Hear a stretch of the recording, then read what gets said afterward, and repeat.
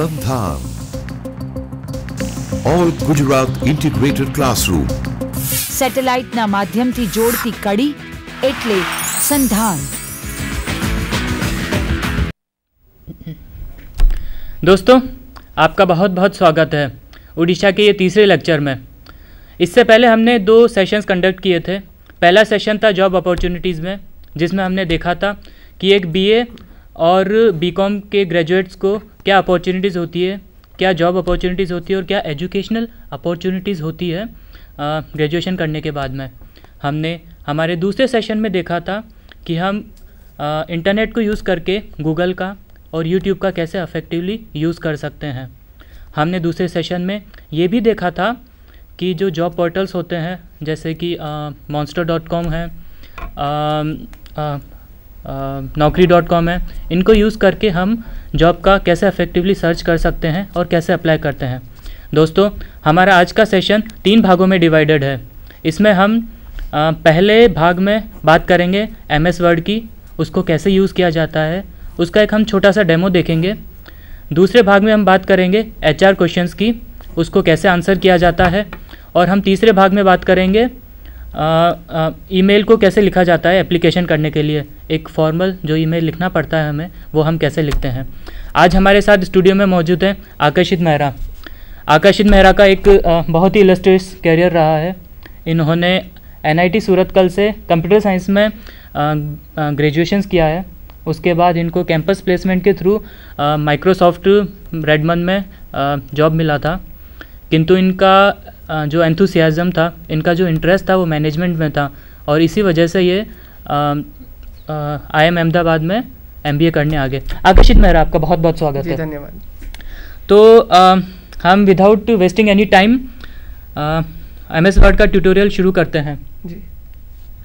तो अब हम पहले आपको बता दें कि माइक्रोसॉफ्ट वर्ड के एप्लीकेशंस क्या हैं। माइक्रोसॉफ्ट वर्ड एक ऐसा सॉफ्टवेयर है जो आप अपने लाइफ लॉन्ग यूज़ करते रहेंगे। मतलब अभी जैसे आप स्टूडेंट लाइफ में हैं तो अभी आपको रेज्यूमे बनाने के काम आएगा, आप जो प्रोजेक्ट रिपोर्ट्स लिखते हैं उसके काम आएगा। और यही जब आप एक इंडस्ट्री एनवायरनमेंट में जाएंगे, वहाँ भी आप प्रोजेक्ट रिपोर्ट्स लिखते रहेंगे, डॉक्यूमेंटेशन, प्रोजेक्ट डॉक्यूमेंटेशन होगा। तो आगे भी आपको और आप दूसरी कंपनीज़ के लिए अप्लाई करेंगे तो आगे भी आपको काम आता ही रहेगा माइक्रोसॉफ्ट वर्ड। तो हम अब स्क्रीन पे स्विच ओवर करके पहले देखेंगे कि क्या क्या इसके बेसिक फीचर्स हैं। तो ये हमने कुछ टेक्स्ट लिखा हुआ है। तो पहले मैं आपको ये बता दूं कि जो भी आप इस स्क्रीन पे लिखते हैं उसको हम टेक्स्ट कहते हैं।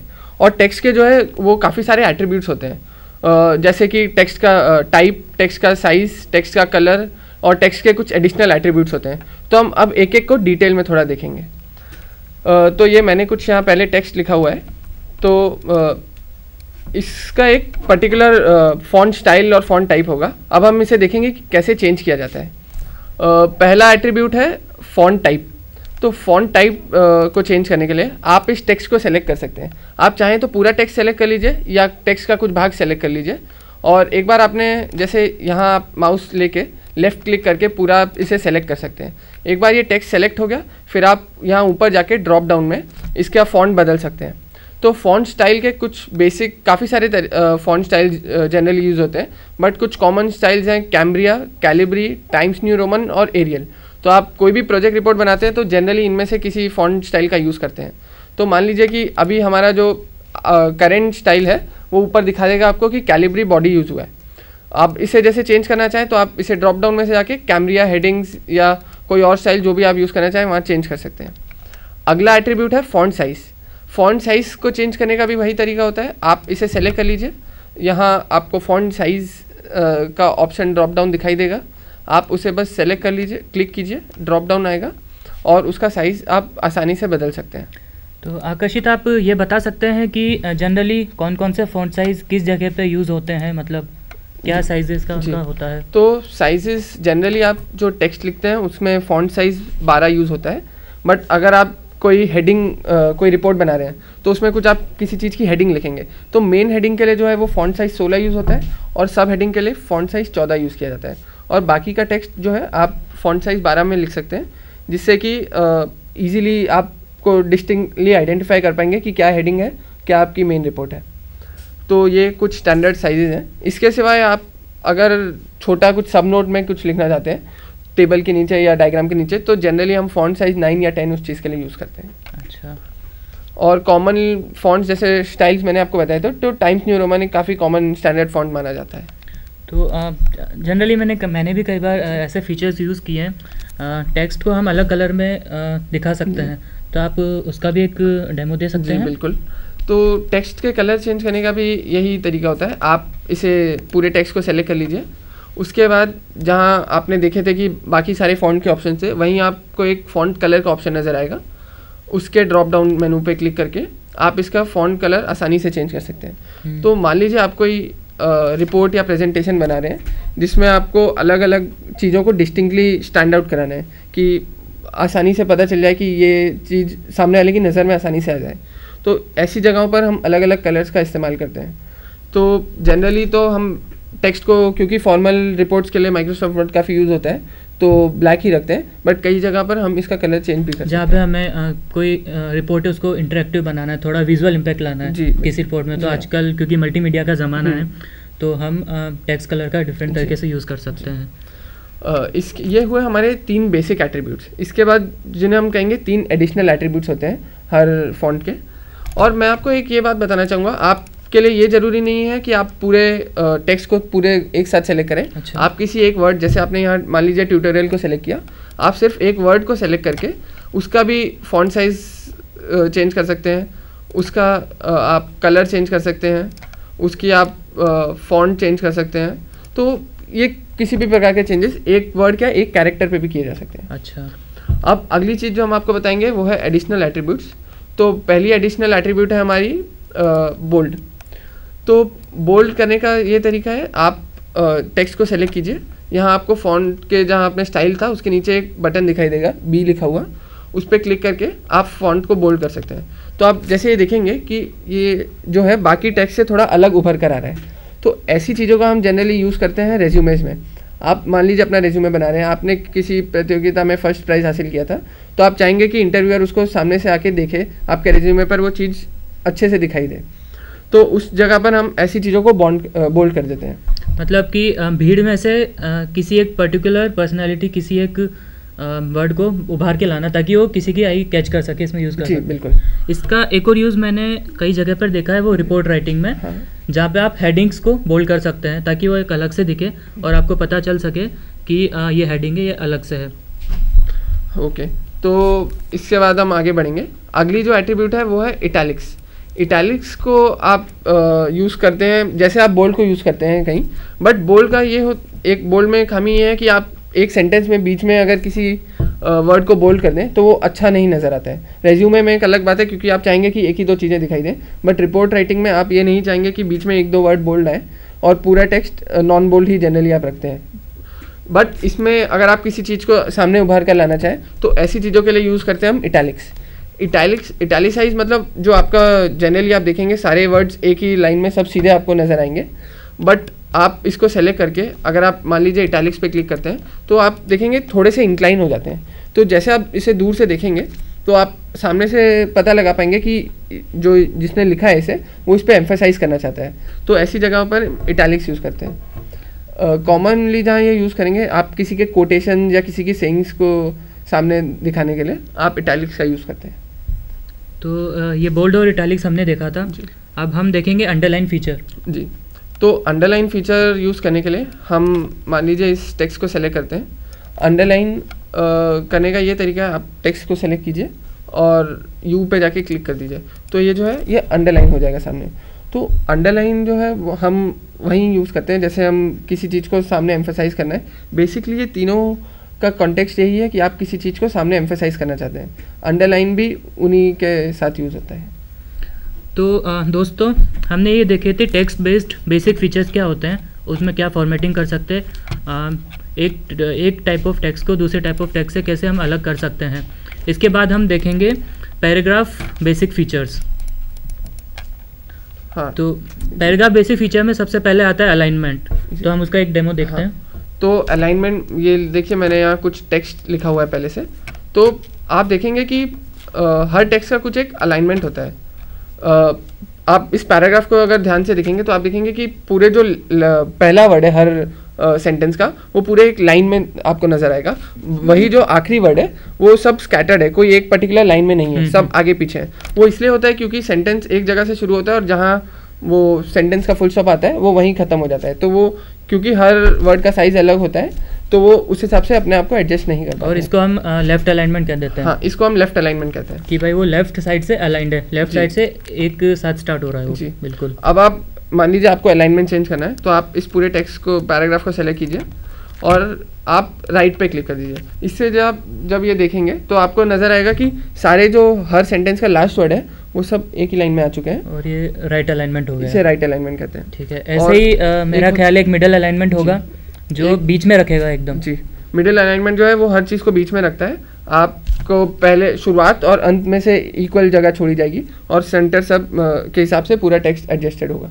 एक बहुत ही ज़रूरी अलाइनमेंट जो होता है उसे हम कहते हैं राइट जस्टिफिकेशन।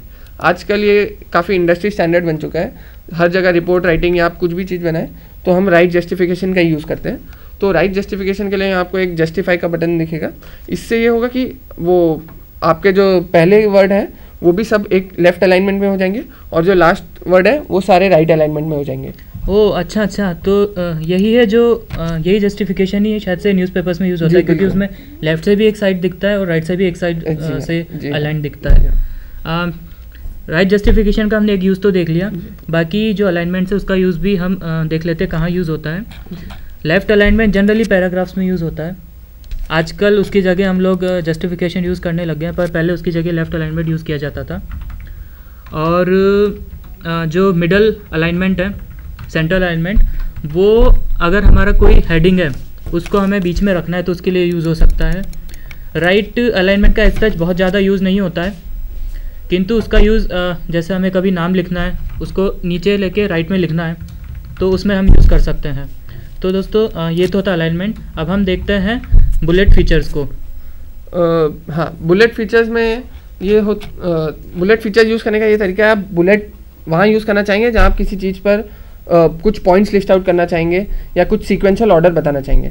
तो बुलेट के यूसेजेस में आपको कुछ दिखा देता हूँ।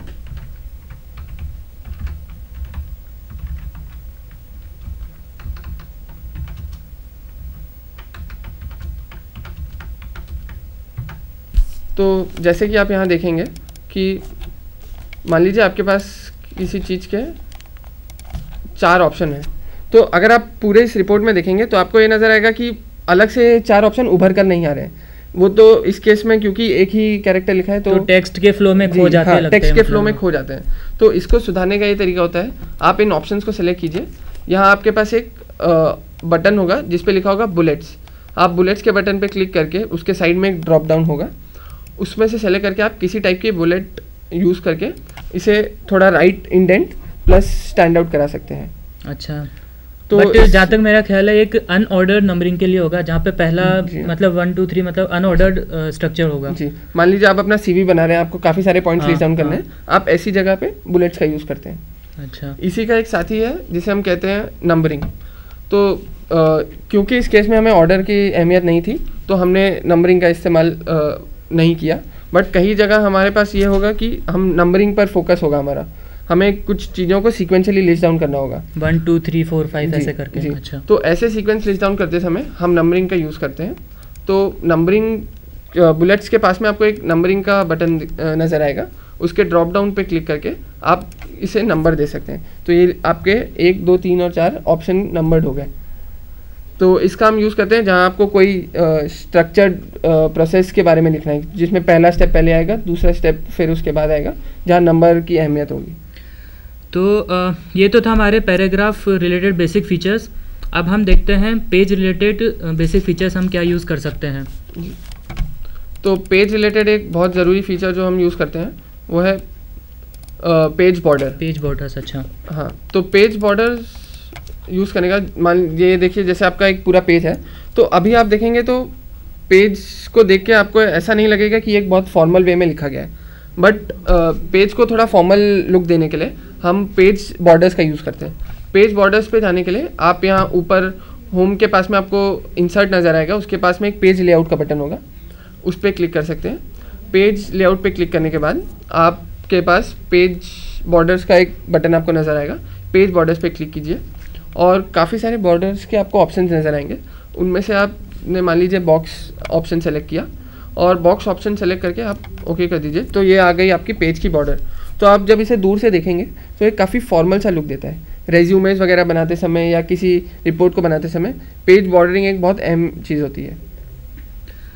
तो दोस्तों ये हमने 3 basic text features, paragraph features और पेज फीचर्स देखे थे, इसमें कैसे फॉर्मेटिंग कर सकते हैं। अब हम देखते हैं एक बहुत ही इंपॉर्टेंट जो फीचर MS वर्ड ने हमें प्रोवाइड किया है, वो है टेबल्स का फीचर। तो टेबल्स के फीचर का डेमो देखने से पहले हम उसका थोड़े यूजेस देख लेते हैं। ये यूज़ हम रिपोर्ट राइटिंग में कर सकते हैं। जब हमारे सामने कोई डेटा हो, उसको हमें प्रेजेंट करना हो, तो उसको अगर हम टेबल में ऑर्गेनाइज करके प्रेजेंट करें तो हमें बहुत साफ़ सुथरी तरीके से, बहुत ही क्लियरली हमारा आइडियाज़, जो हमारे थॉट्स होते हैं, वो सामने निकल के आते हैं। और इसका दूसरा यूज़ हम फॉर्मेटिंग पर्पज़ में भी कर सकते हैं, जैसा कि रेज्यूमे मेकिंग में कर सकते हैं। हमारा एक अगला सेशन होगा रेज्यूमे मेकिंग में, उसमें हम इसके फीचर पे और प्रकाश डालेंगे। अभी हम टेबल का एक डेमो देखते हैं। जी, तो टेबल फीचर यूज़ करने के लिए आपने, जैसे मैंने आपको पहले पेज बॉर्डर्स के लिए बताया था, इसके पास एक होम के पास एक बटन होगा इंसर्ट, उसमें जाके आप टेबल्स पे क्लिक कीजिए। आपको जिस कॉलम और रो की टेबल सेलेक्ट करनी है, आप उतने रो और कॉलम की टेबल सेलेक्ट कर लीजिए। मान लीजिए आपको 3 रो और 4 कॉलम की टेबल इनिशियली डालनी है, तो आप 4x3 टेबल सेलेक्ट कीजिए। तो ये आपके सामने एक 4x3 टेबल आ जाएगी।